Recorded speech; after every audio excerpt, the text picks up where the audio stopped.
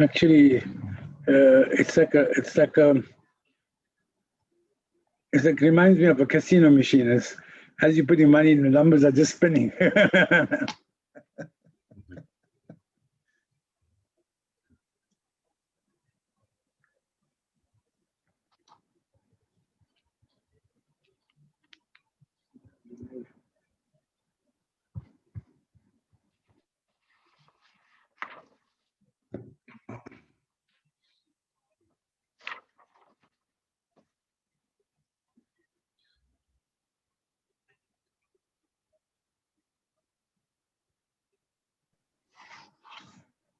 Chairperson, we are live, so possibly we could start and the participants will start joining us as they come through the waiting room.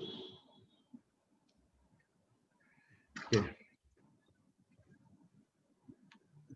Distinguished participants, good morning and welcome to Morar Incorporated's Unpacking the Budget Speech webinar. I am Vishal Samarajit, the Director at Morar Incorporated, and I thank you for joining us this morning. On Wednesday, Finance Minister Tito Mboweni presented arguably the most difficult budget since the dawn of democracy. With the South African economy in a precarious position after the arrival of COVID-19, and at a time when the country is already struggling with a recession. This morning, our presenters will unpack the 2021 budget. Esteemed guests, it is my great privilege to introduce to you our panel of presenters. Our keynote speaker, Mr. Dondo Mogajane, the Director General of the National Department of Treasury, whose vastly impressive CV lists his economic qualifications from prestigious universities from our great country to Maryland and Harvard in the United States of America. He has served in various roles as lecturer, South Africa's representative to the World Bank as senior advisor, and various departments of government, which has led him to his current appointment. We have our Managing Director, Mr. Roshan Morar, who has built Morar Incorporated over the past 25 years from a small one-person practice to a national multidisciplinary firm with branches in all provinces.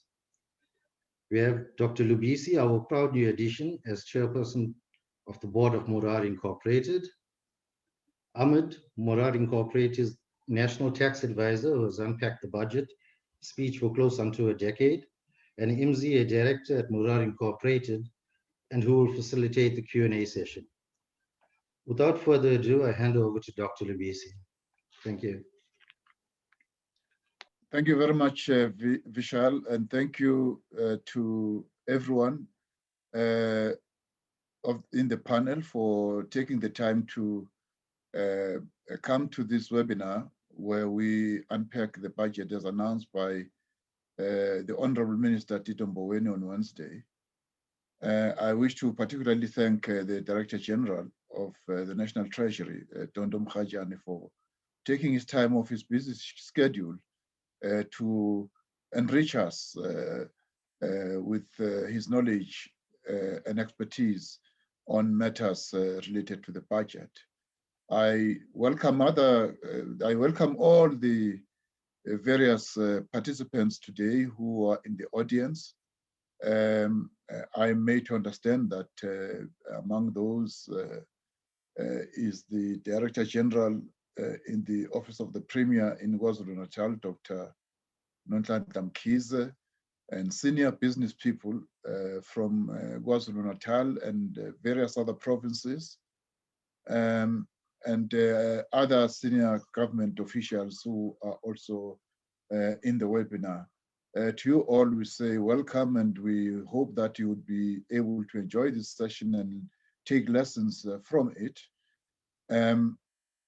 We request you that for purposes of the Q&A session, which will happen after DG Mogajane has spoken and Mr.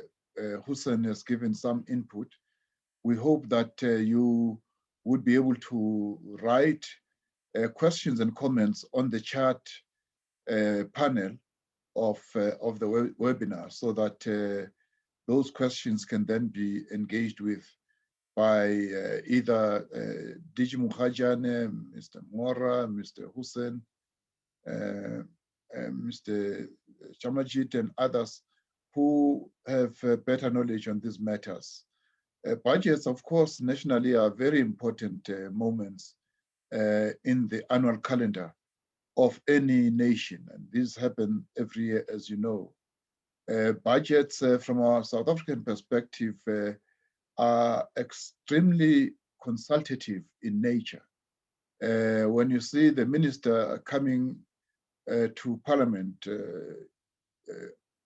in the week of the 20th of February, this time on the 24th, it's not him who just woke up and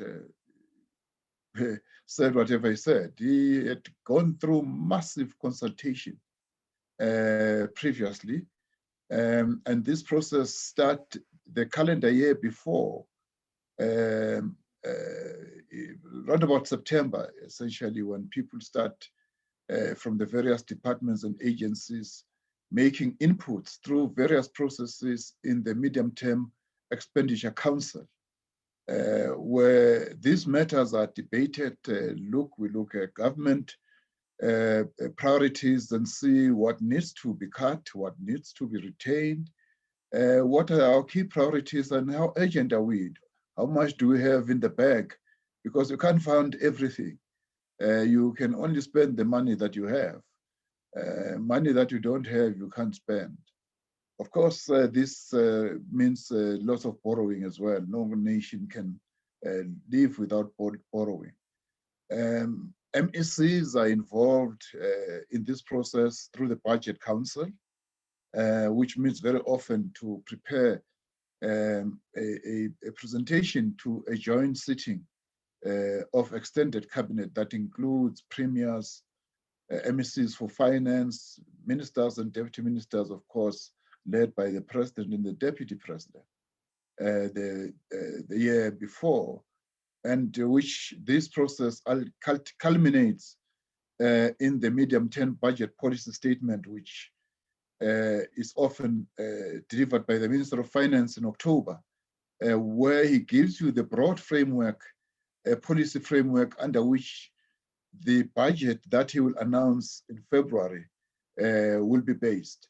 So lots of work happens around this, but ordinarily, as you would know, particularly during these kinds of tough times, things might change to the extent that what the minister says in the medium-term budget policy statement might need to be adjusted at the time when he actually makes the budget.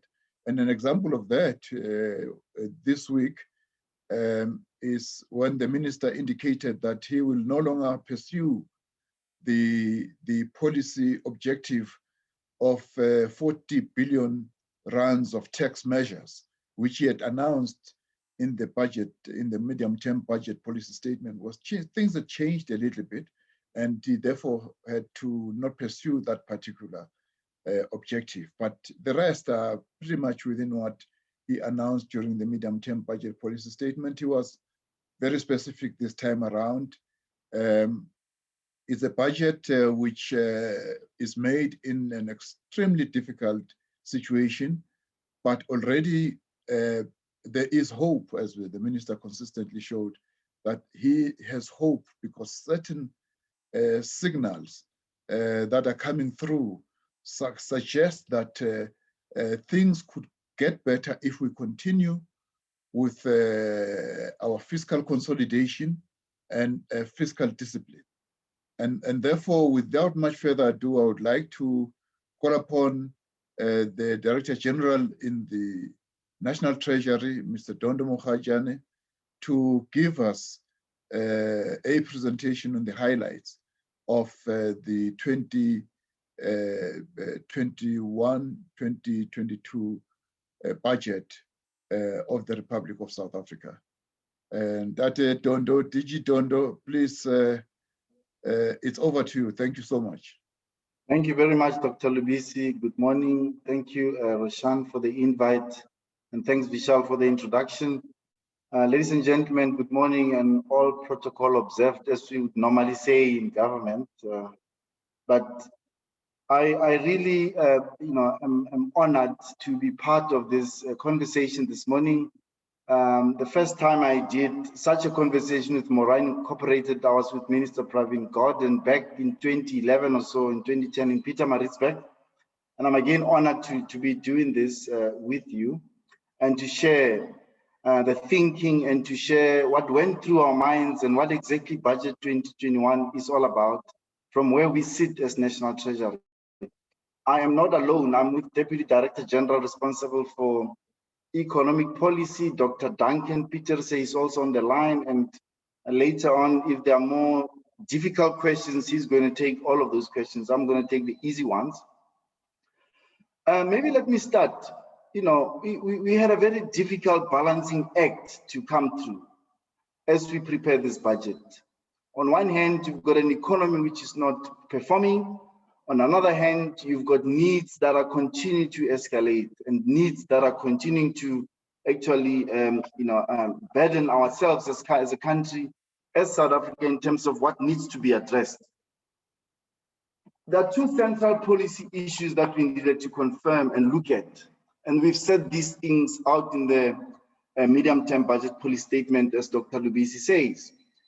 At the medium-term budget policy statement, we basically come with broad aspects and themes and funding, streams and targets and totals that needs to be addressed at the time of the budget.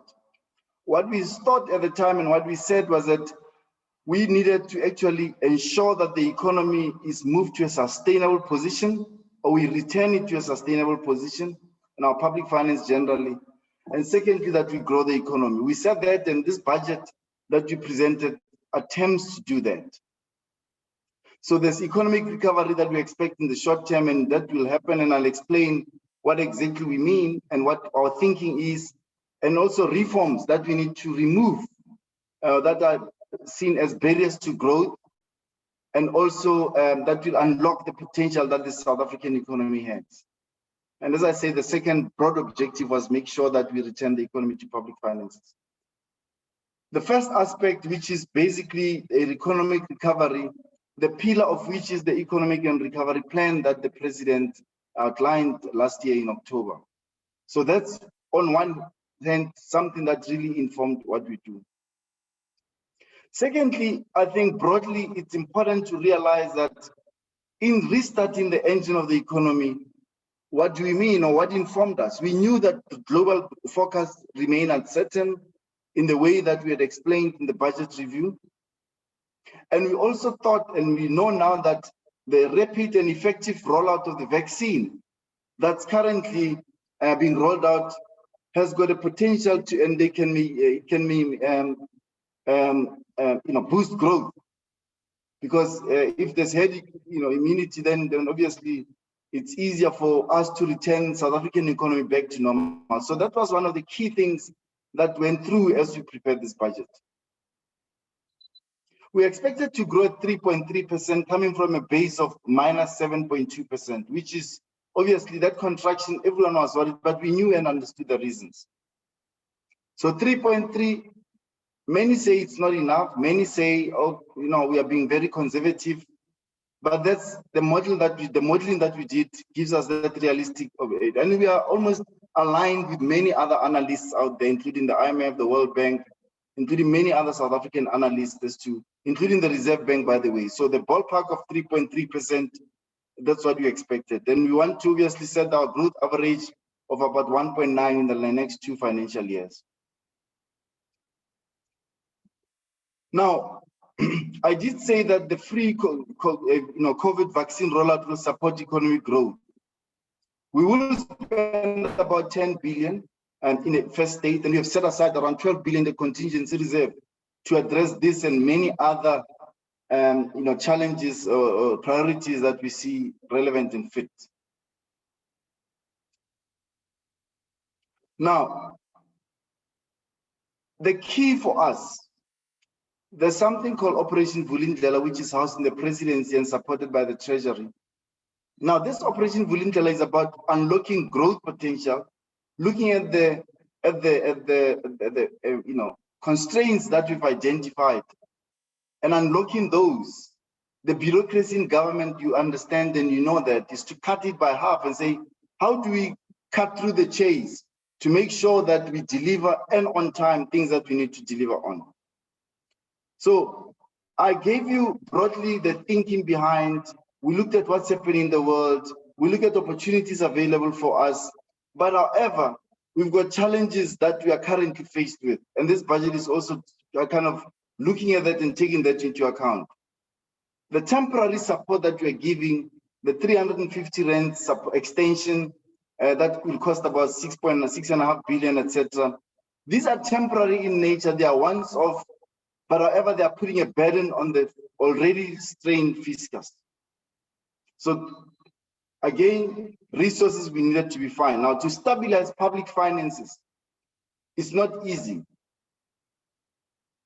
Our debt situation is continue to increase. But what we did this time around, ladies and gentlemen, in October, as the indicative budget suggested, we were going to reach our debt to GDP target, and for it to stabilize at more than 90%, around 93 or 96 or so, somewhere there. That's what we said in October. Now, the good thing about this budget, and that's why, because there were positive, remarks by various analysts, including some rating agencies, which noted that at least we are doing something about our debt. Our debt will stabilize at around a small amount compared to the October amount to around 88%, still high, 88.9% 25-26. We are demonstrating that we are worried about our debt. We are demonstrating that we don't want to burden future generations with the debt and the decisions that we make today. And that continues to be the hallmark of our fiscal policy. Intergenerational equity, sustainability of our debt and sustainability of public finance remain the hallmark and the pillar of what we said. We are again about improving the composition of expenditure. We've been spending too much time and money on consumption. Now, how do you ensure that productive sectors of the economy are actually propelled in a way that jobs can be created, in a way that economic activity can be increased, in a way that tax revenues can be increased? Now, in doing that, and again on the same line around increasing tax, ensuring that tax revenues increase. But then how do you then go back and claw back on the tax that you said you're going to increase by almost 40 billion? I think we did that because we knew that the South Africa's tax burden is obviously very, very high. Giving low income earners and middle income earners a reprieve of about 2.2 billion was one way of actually easing the pressure that comes as a result of economic activity. That is not there, losses of jobs. We also were thinking, and that's why we gave an indicative kind of sign that says, in 2022, we will relook at corporate income tax, because we think by unlocking that, business will thrive. That was our thinking, and looking at the whole progressivity of our tax system. And so we were giving an indication, our intention, and between now and then, we will have to interact among ourselves and see what's possible and what's not possible. But there are also challenges as we think things through like that. The whole public sector wage, environment. Most of you will know that we have filed in an affidavit on behalf of Treasury in January of last year, whereby we're arguing affordability of the last year of the wage bill. We are not about to say we are abandoning or destroying the public service bargaining council system in South Africa. No, I think this labor relations environment that is currently today, many people in South Africa fought hard for us to have such an environment, and government in particular and Treasury in particular is not about to destroy that, which is the hallmark of one of our democracy, in our democracy. So by just simply going and say we cannot afford, it doesn't mean, and the courts have ruled obviously in favor, and the matter is still in the courts, whereby we are arguing that it's unsustainable in the way we are paying wages, in the way wage is a component of our total budget. So, but however, we're still saying, let's engage, let's talk, let's open up our books. I did say during the week that it is easy for a company that produces BMWs or that produces, that's what I said during the week, or that produces anything, to produce more, to sell more, and then the profits come. And then you're able to open up your books and say, look, we're able to sell more BMWs or more Toyotas. But now this time around, we can then give a salary increase that's X. But in our case, our production to produce more BMWs has come to a standstill and come to a halt, or has contracted in the way that we've demonstrated that if the economy contracts, then there's no economic activity. We've closed down the economy a few times. We didn't have those customs excise duties coming through. Nothing came through. Companies closed. Corporate income tax is not paid. And as a result, at the end, we are not able to afford. That was the thinking as we did this affidavit around the challenges in the public sector compensation system. So it's all about affordability, but I believe public servants need to be paid fairly. They need to be remunerated for the good job that they are doing, those who are doing a good job. But we also know that many, in terms of productivity in the public sector, is an issue. But that's not a matter for the unions and for the bargaining, for the bargaining council, including our negotiators to address. But all I did was to put it up and say it's not affordable, looking at the current environment. Of course, if the economy grows, tax revenues are coming, we will definitely look at how much we pay public servants and how much we pay, especially low-income earners. Now,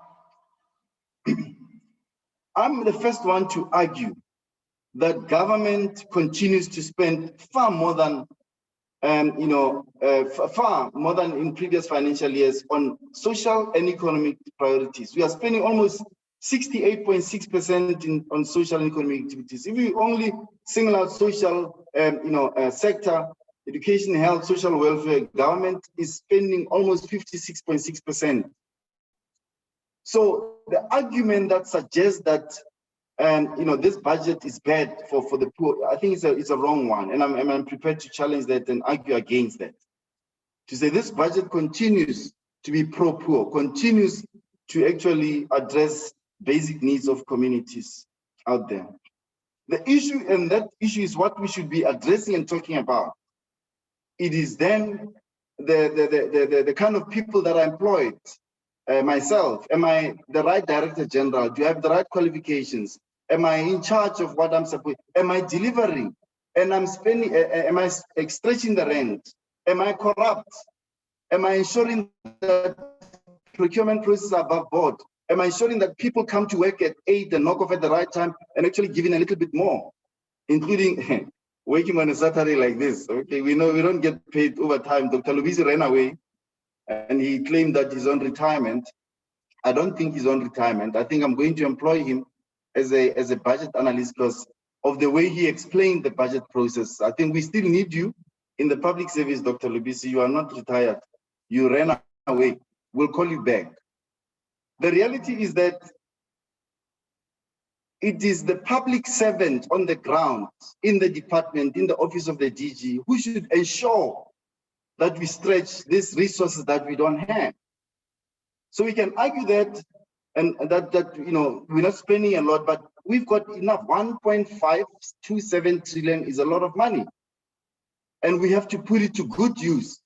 And I want us to be challenged as public servants to do the right thing, to be challenged to be efficient and effective in the way we deliver resources. That's another set of conversations that I think must be had, because we are only concentrating on one side, and that says we are not funding enough certain programs in government, which is not true. Now, our debt situation, borrowing has become more expensive. The way we manage debt is a challenge. The balancing act that we continue to make continuously is a challenge. And I don't suggest that we are in a debt spiral. We are in a debt spiral, our debt spiraling out of control, but we have to contain it. And we have to borrow more. We are borrowing more. We are paying more interest on debt, more than what we spend on health, as an example. That's the real number. This budget review says that. that our interest on debts, our debt servicing cost, the total of which is much higher than the total health department's budget. So that's an area for concern. We should be worried about that to decrease. Now, I have said a lot about debt. I've said a lot about spending. I've said a lot about, but as we know that if you borrow more and not produce, then we'll have a problem. So I want Duncan for 2 minutes. Duncan, just for 2 minutes as part of our closing input to talk about the options and the opportunities available to boost economic growth, because it is the response, it's the answer to our South Africa's challenges and problems.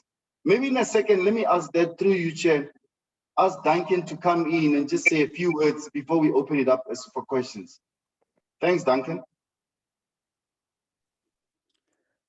Good morning, Chair. Thanks, DG. Happy to do so, and good morning to everyone. Thanks for this opportunity to talk to you again.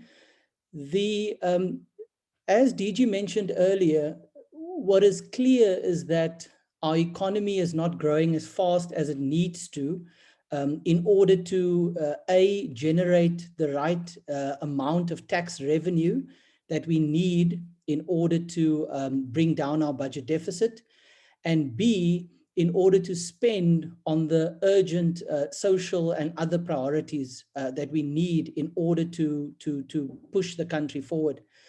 And I think the matter of economic growth has been obviously discussed quite extensively. Even prior to the COVID-19 pandemic, investment, particularly private investment, was contracting. Economic growth was low. South Africa was one of only 2 emerging markets in the world, Mexico being the other, that actually went into the pandemic in a recession. Many of our other emerging market peers were in fact doing very well and growing very fast. And so the question is, why is economic growth being so poor, and what are we going to do about it? Well, our assessment, and that of many others, is that there are various bottlenecks in the economy that prevent investment from taking place, that is keeping confidence low, and that is therefore deterring economic growth from taking place. And one can see this if you just look at the investment numbers as an example. Private investment contracted for about 14 out of the last 18 quarters, even before the pandemic. And with private sector investment accounting for about 70% of total investment in South Africa, that tells you that we haven't had the support to our GDP growth. And so the focus, therefore, of ourselves and of the presidency and the economics cluster within government, in particular through Operation Vulindlela, is to deal with some of these binding constraints.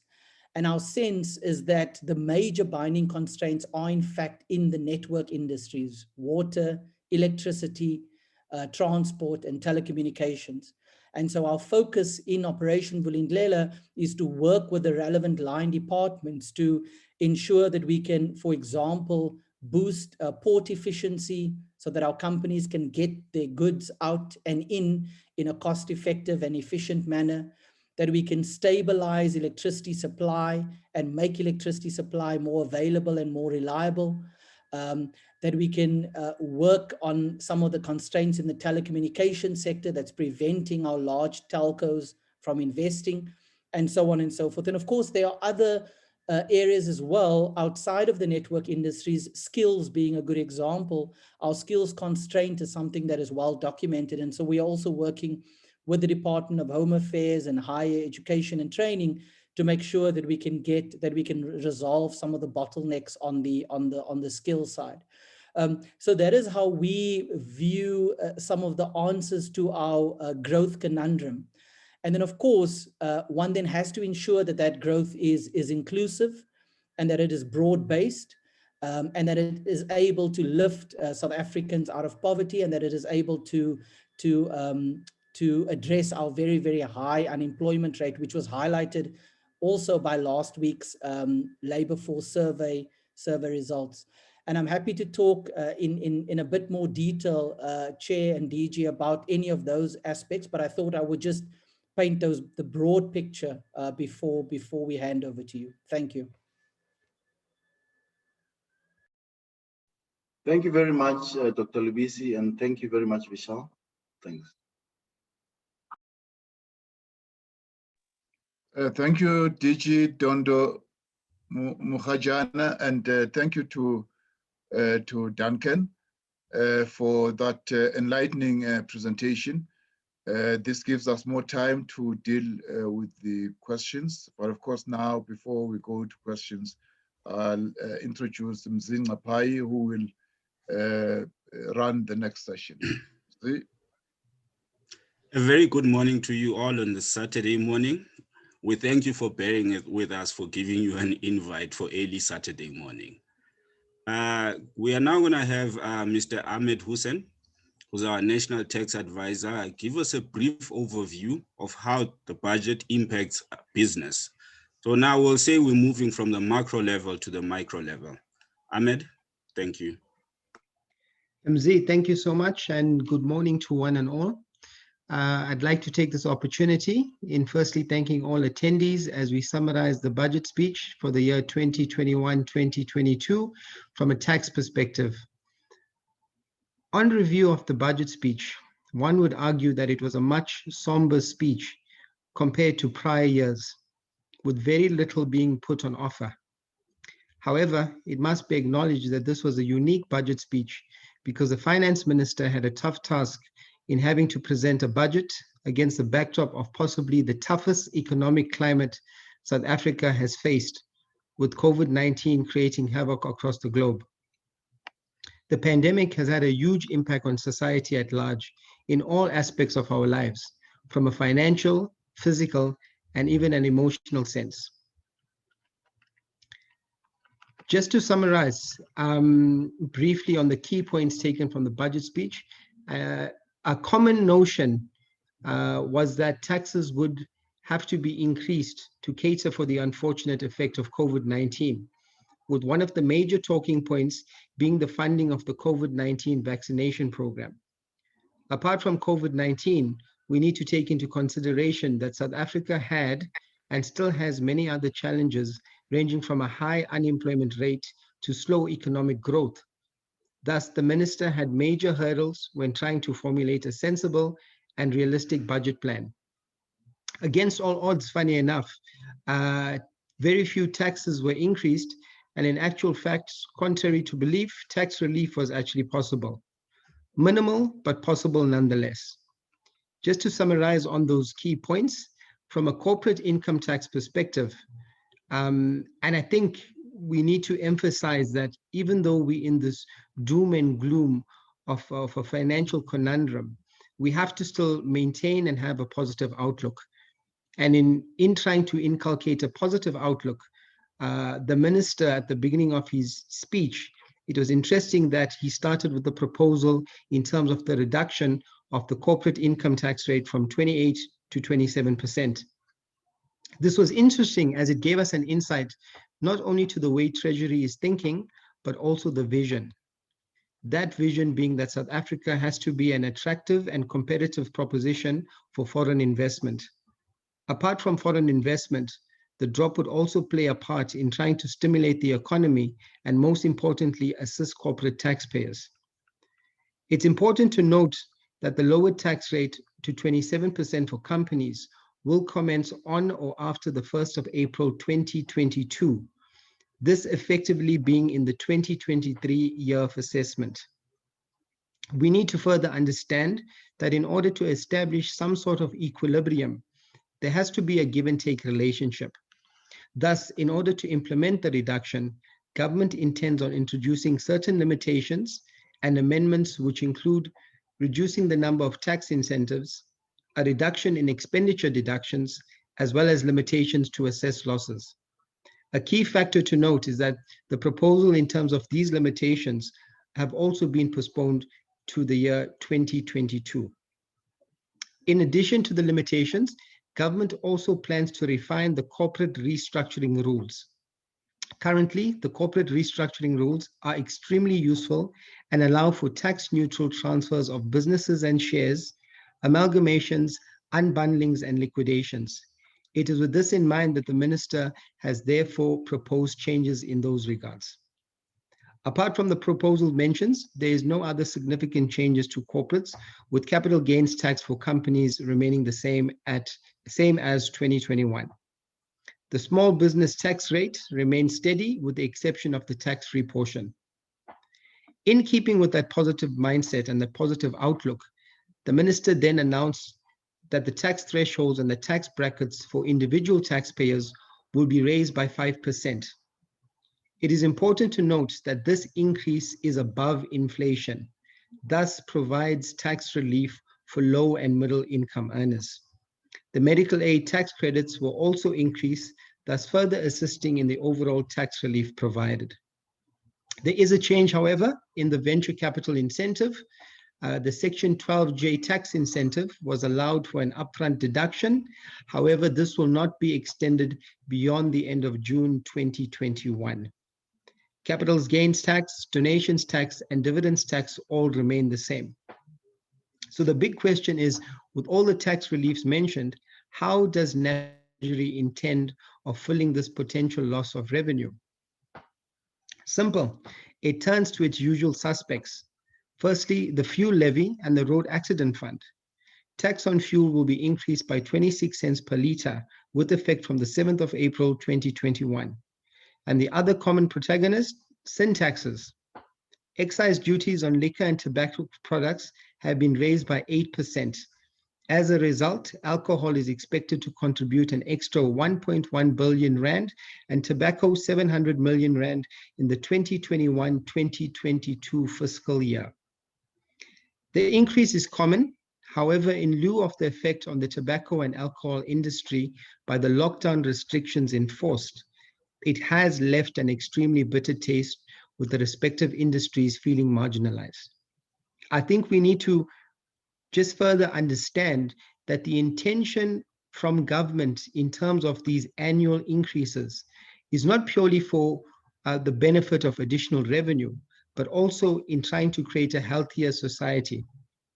That's a very important point. As we know, those two industries have been severely affected by the lockdown restrictions, but we need to understand that the increase is more than just additional revenue, but it has a benefit on a human level as well. A new export tax on scrap metal is projected to deliver 400 million rand to Treasury, and also the increase in the UIF threshold is also expected to generate additional revenue. When looking at VAT, the VAT rate remains at 15%. Being a form of tax based on consumption, an increase on the VAT rate would have significantly increased additional revenue. However, it would have also created bigger problems and a huge backlash. It is pleasing to see that Treasury realizes that we cannot simply tax ourselves into prosperity. Additional point to make mention is that more anti-avoidance rules for trusts will be introduced, specifically adding to Section 7C, which caters for low and interest-free loans. The Youth Employment Tax Incentive was introduced to promote employment of youth in the workplace. Unfortunately, it's been noticed that with every tax incentive comes the potential for abuse. And to counter the abuse, it's been proposed that certain measures would need to be added. Thus, it is of vital importance that taxpayers who make use of this incentive be wary of the amendments as they will be gradually changed. In his speech, the minister mentioned it has been decided that a dedicated unit will be established to improve compliance of high net worth individuals who are perceived to have complex financial arrangements. High net worth individuals who have declared a taxable income of 5 million rands or more in the year 2020, in the 2020 year of assessment, have been targeted in this regard. It has been indicated that the first group of taxpayers who have been identified will receive their notices during April 2021.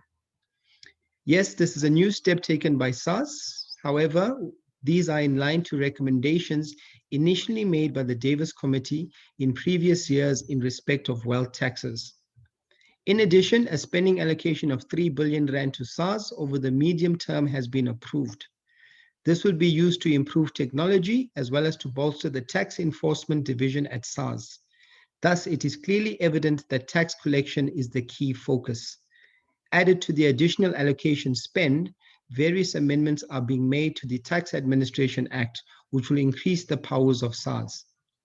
We trust and hope that these increased powers are also not abused and result in a situation whereby the South African Revenue Service simply becomes South African revenue and forgets that it still needs to provide a transparent and fair service to the citizens of this country.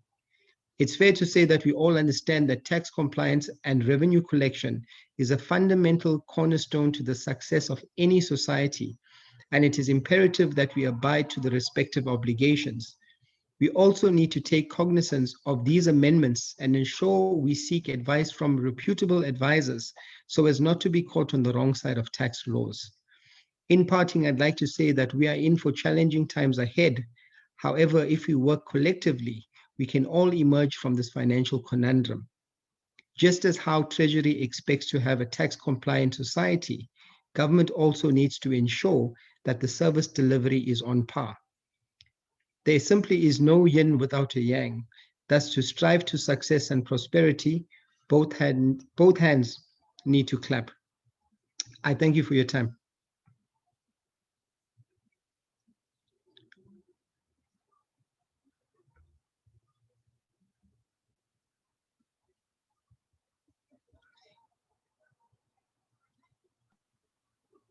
Mzee, please continue.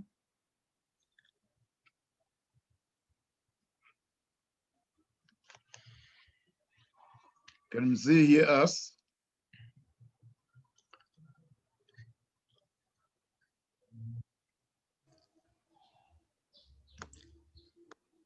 My apologies there, Dr. Lubisi, connection gremlins. In order to move this forward, now we're going to throw questions to the panel. And let me tell you, I do not wish to be sitting in your position right now.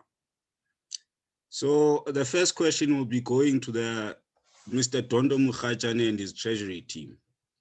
An attendee wants to know, please inform us what the quantum of under expenditure by SOEs and departments is. He's mentioning national and provincial. And just as an add-on to that question, I think he wants to understand how did this benefit our budgeting process?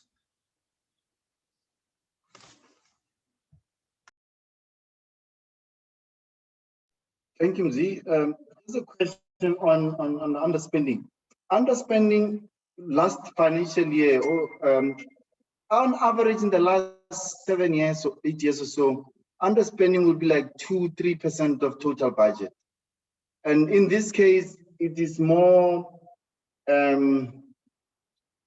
it's your conditional grants mainly in provinces and municipalities where they have to return.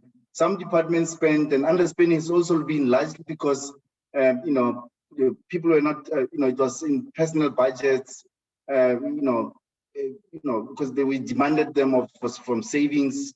And yeah, so it's not a huge amount. So maybe about 12-13 billion a year in total. I mean, across the whole of government. I don't have, and I wouldn't know the SOCs and the spending thereof because there's no consolidation anywhere that we make for SOCs. We look at each one of them individually. So I don't have an answer for that. Thanks, Mzee. Thank you, Mr. Mukhajane. The following question will then go to our tax experts on the panel and the DDG for the economic side on the Treasury team. The corporate tax announcement was well received, no doubt, but will it not negatively affect government's ability to stimulate the economy as the programs dry out? I'd like National Treasury to take the first part of the answer, and Ahmed will come in after them. Mzee, I'm not alone. When you go to war, you bring everyone along. I forgot to also announce that I've got my tax expert also with me, Mr. Chris Exelson, and he can come on and just take that part, and maybe Duncan can come in. But Chris, if you want to come in, please do. Thanks, DG. Thanks. Morning, everybody. I didn't quite get the second part of the question. Is it about that will we not have enough resources in order to stimulate the economy?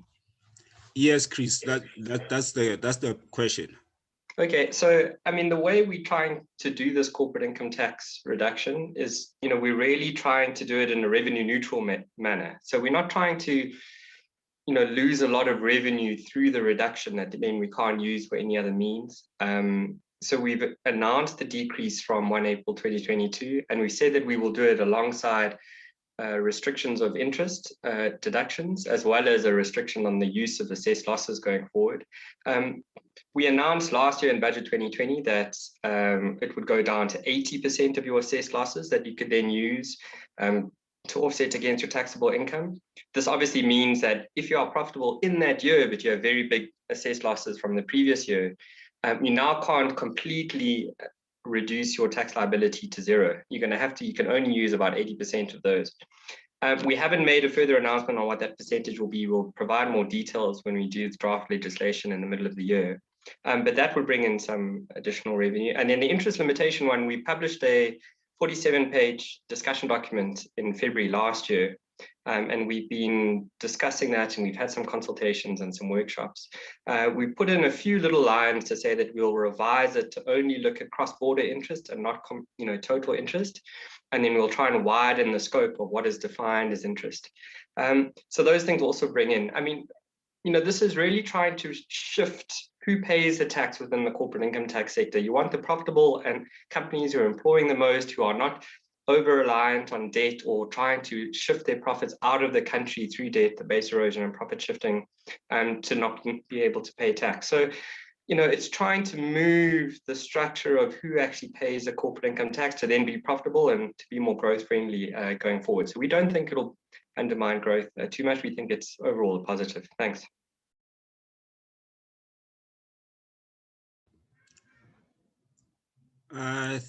Thank you, Chris. Ahmed, is there anything you would like to add to that?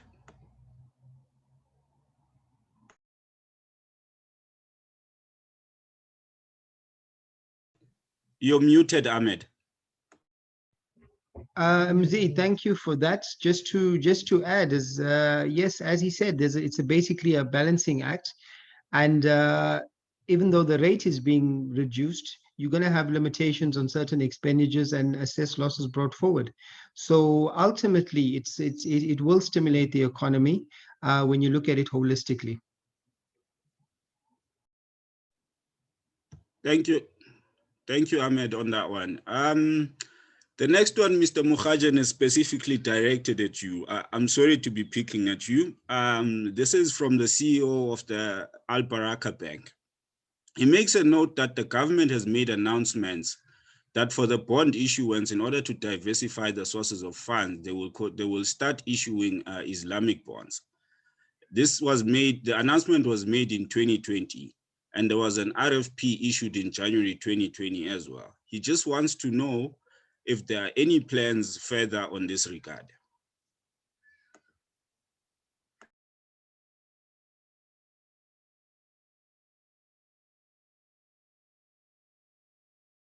Thank you, Mr. Chauhan, for the question. Yes, I think we are working through that, and I think at the appropriate time, this quarter still will announce what our further plans are. But the thinking is still there, and we're still focused on ensuring that we issue that bond as soon as possible. But we'll try and get in touch with you directly with my asset liability management team to give you a much deeper timeline, the responses on this. I'll get your details from the organizers. Thanks, Mr. Chauhan. Thank you very much, Mr. Mukhajan. Then the next question is more a comment from Roshan Jainath. The increase in grants was much below the rate of inflation. So I believe the bulk of the poor are poorer. From the panelists, from the social perspective, I would like our managing director, Mr. Roshan, a man with a vast wealth of experience, to just briefly comment on that.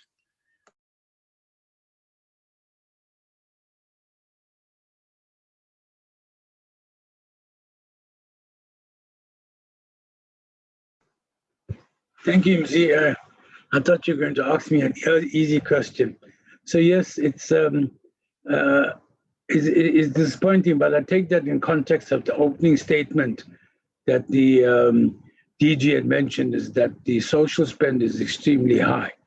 And in the context of the current budget and in the context of the social difficulties that the broader members of our community are going through, I personally would have expected some much higher increase in the social grants. Let's hope that possibly in the medium term, once some funding is, additional funding is sought and etc., the government rethinks about that. But in the entire context of the budget, I think it's been an extremely difficult budget. But I think the focus point is in the right direction. And unfortunately, the social grants and the grants in all aspects have severely been affected. There has been increases, but possibly not in the real terms. Thank you, Mr. Mora, for that. And then I think normally in budgets, we go around everything and then we come back to tax. So we're back to tax again. And this is a question from Zibusiso. Over the last 5 years, income tax has been increasing. However, we have been collecting less. Is it not time to reduce personal income tax so we can stimulate the economy? Yeah, Chris can answer that. It's a difficult one. Chris must answer that. Thanks, DG. Yeah, I think we've provided in the texts of both this budget and the previous budget that we've been a bit concerned that we haven't raised as much as we thought we would raise from personal income tax increases in the past. So, when we raised to the top rate of 45% in the 2017 budget, we also didn't provide much fiscal drag relief. We thought we'd make about 16 billion from personal income taxes. At the end of the year, we actually had a shortfall on personal income tax of 21 billion. And yet the wage bill didn't even really come down that much. It was only a slight decrease. So, that got us quite concerned. You're now raising these taxes to get this additional money and it's just not coming in. And I think from then we've been a bit cautious. After that, it led to the Vat increase, which we knew it should be a lot more certain about getting that revenue. And it was. When we increased Vat, we raised an additional 22 billion. It wasn't a popular move and it was a very difficult decision to do, but we were running out of bullets to fire. And I think we've kept that. It's certainly something we can do if we need to. We could increase personal income taxes again if we were struggling as a country. You've got to look at the trade-offs. But given the fiscal position we found ourselves in compared to October, I think it was, the right call to give the economy some space, try and get growth going again. And as was mentioned earlier, one of the best ways we can raise additional revenue is improving SARS, improving collections, getting growth going. And then if you do that, you'll earn a lot more. And even with the current rates that we have, and hopefully it can pull us out of this position. We certainly don't want to say we'll never raise personal income taxes, but it's something we've got to be very careful about in terms of how taxpayers behave and the impact on the economy, which has been seen to be quite a bit more negative than we thought. Thanks. Thank you, Chris. And then Vishal, this will be directed to you together with an expert from Treasury. The economy is paralyzed at a local level. The national fiscus has committed billions into infrastructure development, which happens in a ward, in a municipality. However, if there is no upgrade in the capacity by improving the skills in municipalities, no sustainable development will happen. This is a comment from Babu, who just wants to understand what measures are going to be put in place from a budget perspective and what is the overall skill level at municipality level at the moment. Thank you.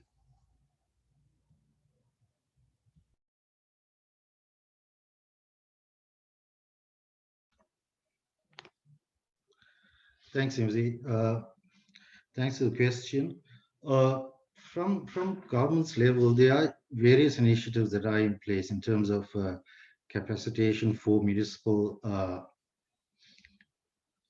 for capacitating municipal officials, including training that's provided by LG and the DBSA as well.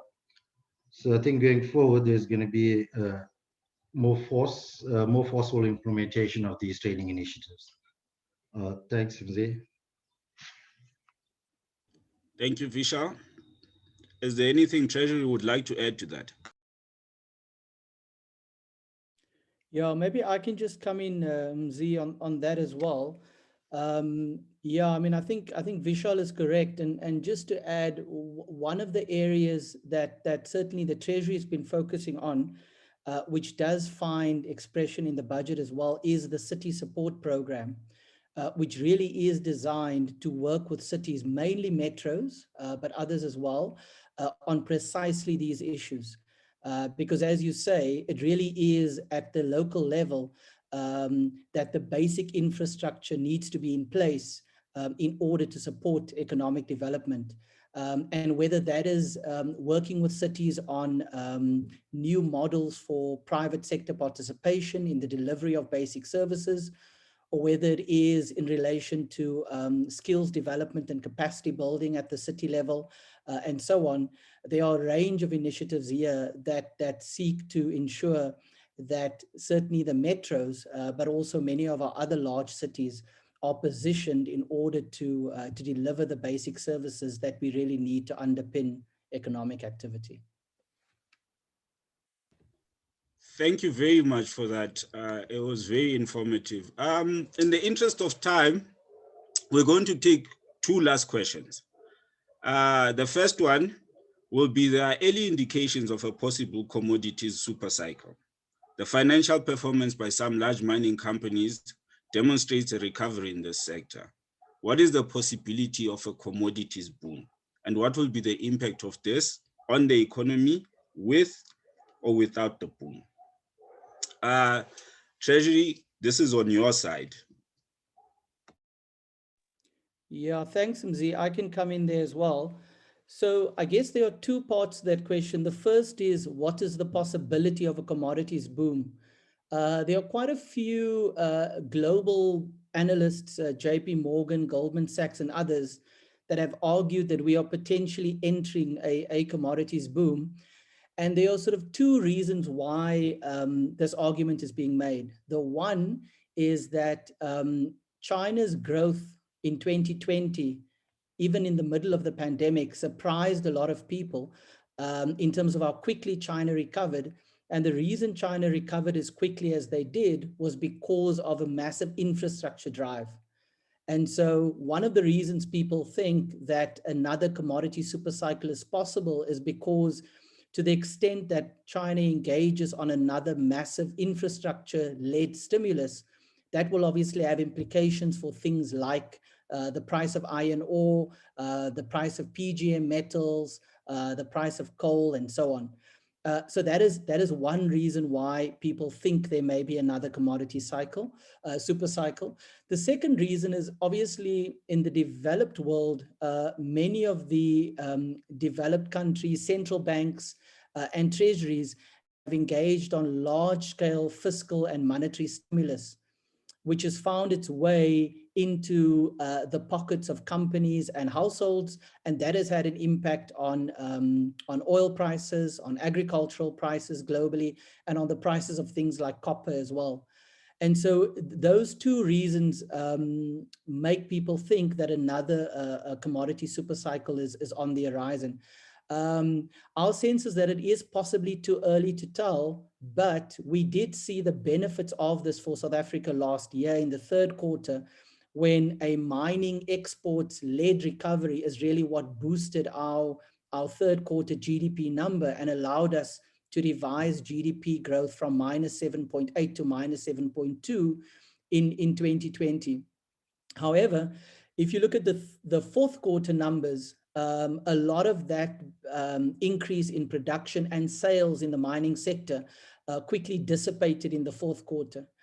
And what's interesting about if one looks at the mining, what's happening in the mining sector in South Africa, at least towards the end of last year, when iron ore prices and platinum group metal prices really jumped, what you saw in the mining sector was a massive increase in sales, but not an increase in production, really.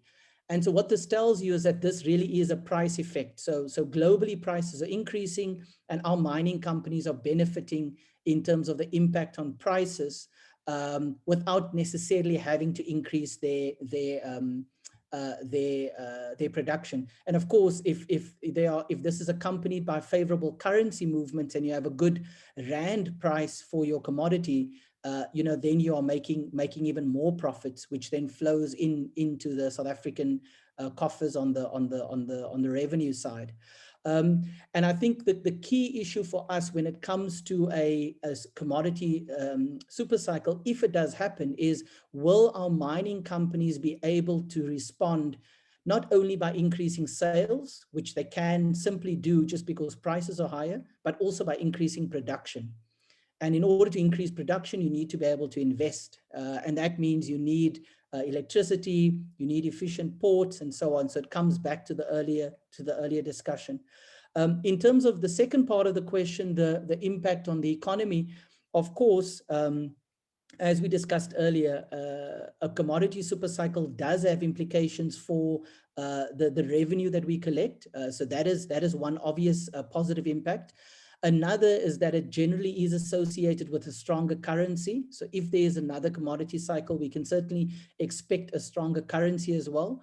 And then, of course, there are benefits to the downstream industries that supply the mining sector in the form of equipment suppliers and the explosives and the fertilizers companies and so on, and everything else that goes into the mining sector. So if there is a mining super cycle, and I think it is too early to say, certainly there will be major benefits.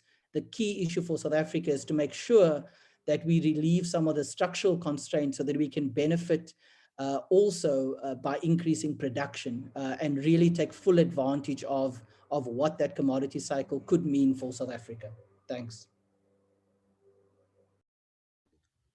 Thank you very much for that answer. It was very informative and very detailed. We are running out of time, but there is a very good question that we actually need to answer as we haven't covered this part in the presentation. It starts off with the note that SMEs have taken a very big knock during lockdown. And what they want to know is how do we get government involved beyond relief programs to kickstarting our local economy at a local market level? Look, I think it's important to just recognize that as much as the economy is affected, SMEs are critical. The reality of our situation is that they need to be supported. You'll remember that as soon as lockdown started last year, the Department of Small Business Development was the first one to start making grants available, even without a grant framework that really was very detailed. But the idea behind that was that we need to just make money and resources available to boost SMEs. There was also the loan guarantee scheme that is obviously subject of contradictions and complexities around it. The second phase of that, when we engaged the banks, was to just start making these loans available, not only to your big companies, but also to SMEs in terms of support. It cannot necessarily be just grants per se, but sometimes loan financing also assists in really ensuring that SMEs are kept alive. And we also are critical that the agencies that are there, small as they are, whether resources in the NEF, resources in small enterprise financing, as CEDA or CIFA, it's then important that they continue to be supported. And also general performance, as Duncan says in his earlier responses, general performance and boosting certain sectors that has got the potential to actually propel SMMEs will obviously also ensure that these SMMEs are supported and then thrive in the context of COVID. But I guess at the end, it is just broad economic activity and support that you have to play. Government can only create an environment, suitable environment, but it's also for industry itself to thrive in a way that recognizes the role that SMMEs play. And from a legislative and from a regulatory point of view, I think also the ease of doing business is one of the key issues that Bulindella should be focused on, to actually make it easy for SMMEs to thrive and to access finance and financing and resources. Thank you. I'll end there my response. Thanks. Thank you very much to everyone. Unfortunately, we have run out of time for questions. I will now hand over to Dr. Lubisi, our chairman, to make closing remarks. Thank you very much, Mzi. Let's take this opportunity to once again thank the Director General of the National Treasury, Dondo Mukhajane, for making time out of his busy schedule to come and be part of this webinar. I also thank the team that Dondo came up with, Duncan and Chris, who engaged very well with the questions. I thank the MD of Morar Incorporated, Mr. Roshan Morar, Vishal, one of the directors, Mzi, one of the directors, as well as Ahmed, who did a good job on the tech side. I also wish to thank the participants who were very, very alert on the chat platform by asking very telling questions. And from what I'm reading, in terms of the interactions with the panelists, those participants are pretty satisfied and happy about this webinar and how informative it has been. Indeed, the success of the webinar was because of this great interactive platform that we've had this morning. We go forward as a nation to implement the reconstruction and recovery plan, which is going to be absolutely critical after the COVID era, but with a new normal induced by COVID-19. All arms, all sleeves must be folded as we, as a society, as government, as the private sector, as civil society, get together to work to make our country a better one. There is no other country that we belong to, it is this one. And through a social compact, particularly through structures such as NEDLAC, we can get together to make this country a great country that is prosperous for all. Thank you very much, one and all, for participating in this very extremely successful webinar. Have a great morning and enjoy the rest of your day. Thank you so much. And goodbye. Thank you. Bye-bye. Goodbye. Thanks, everyone. Bye. Thank you, man. Thank you, man. Thanks, bye. Thank you. Chairman, are you still there? No.